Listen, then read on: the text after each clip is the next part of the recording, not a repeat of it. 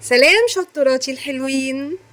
انا عرفتوا الوصفة النهاردة بتتكلم عن ايه؟ اللوريتا من الحاجات اللي بتتسرسح كده او بتطري علينا في الصيف، وليها ذكريات حلوة قوي عندنا واحنا صغيرين. كنا بنطلع من المدرسة كده ونجيبها ونقعد ناكلها لغاية ما نوصل للبيت، وطبعا في السر بعيد عن امهاتنا لان لازم تكون مضمونة. فالنهاردة ان شاء الله هعملها لكم بكل تفاصيلها، بنفس طعم بتاعت بره وبطعم الاصلي بتاع زمان والذكريات الجميله. يلا بينا نشوف الطريقه، يلا معايا. اول حاجه اكياس اللوليتا بتجيبيها من اي محل بتاع اكياس تلاجة. الاكياس التلاجة العاديه بيبيع الاكياس دي، مش لازم تجيبي الاكياس اللوليتا الغاليه اللي بتكون في المواقع الاونلاين. تاني مكون الفروتشي، بجيب فروتشي او تانج على حسب اللي عندك والمتاح. على فكرة أقرب حاجة للوليتا التانج أو الفروتشي. استخدمت حاجات كتيرة، عصاير وعملت عصاير وعملت حاجات كتيرة عشان أشوف أقرب حاجة للوليتا بتاعت زمان هي التانج أو الفروتشي. فاستخدمي يا ده على حسب المتاح عندك. طبعا هنا بحطها في الاكياس زي ما انتم شايفين واربطها بالشكل ده، اربطيها كويس. طبعا بتستخدمي اي نكهه، هنا دي نكهه البرتقال. وطبعا على فكره ممكن تحليها بقى زي ما انت عايزه. لو بالنسبه للفروتشي مش بيبقى محلى زي التانج، فممكن تحطي السكر، كميه السكر اللي انت عايزاها. طبعا هنا انا عبيت الاكياس بالنسبه لنكهه البرتقال.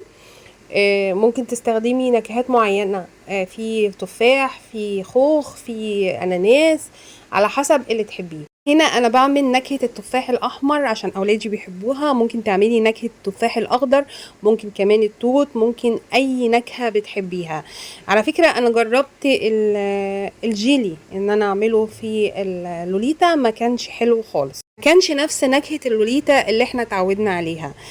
استخدمي يا فروتشي يا تانج او اي ماركة بتحبيها. طبعا كمان التانج والفروتشي اوفر شوية من الجيلي، وكمان نفس طعم اللوليتا الاصلية. طبعا هنا انا بعبي الكياس، طبعا بحط القمع بالشكل اللي انتوا شايفينه ده، واحط طبعا املى الكيس على حسب طبعا، واسيب فراغ عشان اعرف اربطه. وكده بيكون سهل. على فكرة ممكن كمان تحطي فيه الكيس برضو ايس كريم. ممكن طبعا انا عملته بالايس كريم، بس طبعا في فيديو الايس كريم وان شاء الله هنزله لكم الفترة اللي جاية ان شاء الله. ايس كريم اقتصادي جميل جدا زي الكونو كده بس بدون بسكوت الايس كريم. وكمان في الاكياس اللي زي دي برضو. طبعا زي ما عودتكم بفكرة نموسة يا أنوسة. طبعا اللوليتا أنا نزلتها لكم قبل كده يعني من 3 سنين، في هتلاقوها على صفحتي على الفيس أو اليوتيوب باسم مطبخ جدتي الشطورة.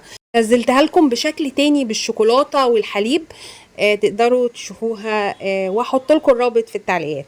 طبعا هنا بعد ما حطيتها في الفريزر 24 ساعة وكده تكون خلصت. طبعا تحطيها في الفريزر واولادك بقى ياكلوها، وخصوصا ايام الامتحانات تطري على قلوبهم في الصيف وفي الحر اللي احنا فيه ده. اللوليتا من الحاجات الجميله. طبعا دي اللي بالحليب والشوكولاته ان شاء الله هنزلها لكم الفتره اللي جايه. يا ريت بقى تقوموا تعملوها لاولادكم وتطر عليهم في الامتحانات والمذاكره، خصوصا في الحر اللي احنا فيه ده. قولوا لي في التعليقات بتحبوا في الحر ده تعملوا ايه، جيلاتي ولا لوليتا؟ يلا قوموا جربوها وقولوا لي رايكم في التعليقات. وكمان يا ريت لايك، لان اللايك مفيد جدا للصفحة وكمان للفيديوهات لو عايزين تشوفوها اول باول. ويا ريت مشاركة مع اصحابكم عشان يستفيدوا. كانت معاكم مها القناوي، مع السلامة.